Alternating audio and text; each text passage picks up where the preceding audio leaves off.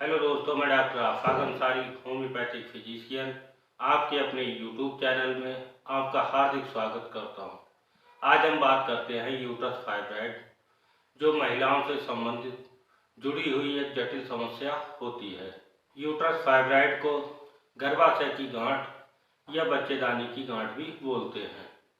ये महिलाओं में जब इस तरीके की समस्या होती है तो उनकी जो लाइफ स्टाइल होती है उसमें काफ़ी चेंजेस दिखाई देना शुरू हो जाते हैं और महिलाओं में ये एक आम समस्या हो जाती है कि वो ये निश्चित नहीं कर पाती हैं कि उन्हें आगे क्या करना है। अगर किसी सर्जन से अगर परामर्श लिया जाता है तो उससे पहले ही उसे ऑपरेट करने के लिए बोल दिया जाता है, जबकि होम्योपैथिक में ऐसी बहुत सी मेडिसिन होती हैं जिनके उपयोग से और कुछ ऐसे उपाय होते हैं जिनसे हम इस समस्या से बच सकते हैं। चलिए दोस्तों, फिर हम समझ लेते हैं ऐसे कौन से सिम्टम्स जो हैं जो हमें दिखाई देना शुरू हो जाते हैं। सबसे पहला सिम्टम्स होता है कि जो प्यूबिक रीजन होता है, पेट के निचले हिस्से में हमेशा ऐंठन भरा दर्द बना रहता है और फियर ऑफ माइंड, काफ़ी डर महसूस होता रहता है। चलिए दोस्तों, फिर हम समझ लेते हैं ऐसे कौन से सिम्टम्स होते हैं जो हमें दिखाई देना शुरू हो जाते हैं। पेट के निचले हिस्से में, जिसे प्यूबिक रीजन बोलते हैं, उसमें ऐंठन भरा दर्द बना रहता है। फियर ऑफ माइंड, दिमाग में एक भय बना रहता है। इसके अलावा शरीर के अंदर काफ़ी वीकनेस महसूस होती है, हमेशा बीपी लो बना रहता है और हैवी ब्लीडिंग होने के चांसेस ज़्यादा होते हैं, जो क्लॉट के तरीके से भी ब्लीडिंग होती है। एचबी परसेंटेज का घट जाना, जिसमें एनीमिक कंडीशन का बन जाना।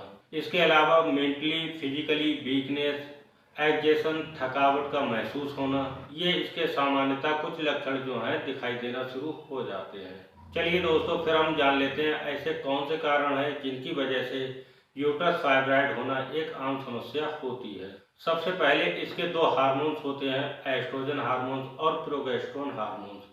जब ये क्वांटिटी में ज़्यादा बनना शुरू हो जाते हैं, जिसकी उत्पादन की वजह से यूट्रस फाइब्रॉइड होना एक आम समस्या होती है और जिसकी वजह से जो मेंसेस होते हैं वो इरेगुलर होना शुरू हो जाते हैं। दूसरा इसका कारण होता है मोटापा। जिन महिलाओं में ज़्यादा मोटापा होता है उनमें 3 गुना ये अत्यधिक कंडीशन होने के चांसेस होते हैं। तीसरा इसका बहुत बड़ा कारण कॉजेज होता है उम्र का।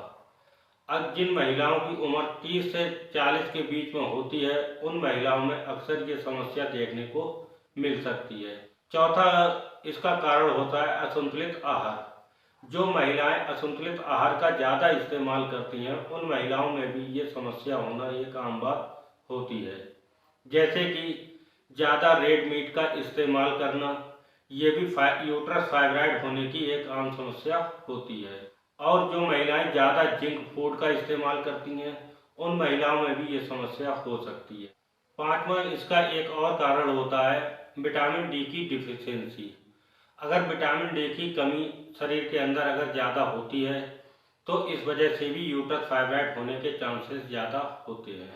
अब हम जान लेते हैं ऐसी कौन सी होम्योपैथिक मेडिसिन हैं जिनके उपयोग से हम इस समस्या से समाधान पा लेते हैं। जिसमें सबसे पहली मेडिसिन होती है थैलेसी वर्सा पैस्टेरिस क्यू मेडिसिन। ये ऐसी मेडिसिन होती है जिसके उपयोग से अगर डार्क कलर के अगर क्लॉट से बनते हैं और थक्के नुमा अगर ब्लीडिंग होती है, वहाँ पर हम पैस्टेरिस क्यू मेडिसिन का इस्तेमाल कर सकते हैं। इस मेडिसिन के लेने से जो हैवी ब्लीडिंग होती है उसमें हल्के हल्के रिलीफ होना शुरू हो जाता है। इसी तरीके से अगर ब्राइट रेड कलर की अगर ब्लीडिंग होती है तो वहाँ पर हम ट्रिलियम मदर टिंचर का उपयोग करते हैं। इस मेडिसिन के उपयोग से हम देखते हैं कि जो ब्लीडिंग लॉन्ग टाइम तक या लंबे समय तक चलती है तो उनमें हल्के हल्के उन सिम्टमों में रिलीफ होना शुरू हो जाता है। इसके अलावा अन्य भी मेडिसिन होती हैं जिनका उपयोग हम यूट्रस फाइब्रॉइड में करते हैं। इसमें ऐसी भी मेडिसिन होती हैं जिनके उपयोग से पूर्णतः हम इस समस्या से समाधान पा लेते हैं। दोस्तों, मेरी ये जानकारी आप लोगों को कैसी लगी कमेंट बॉक्स में ज़रूर बताएं और जो लोग चैनल पर नए हैं वो चैनल को सब्सक्राइब कर लें। धन्यवाद।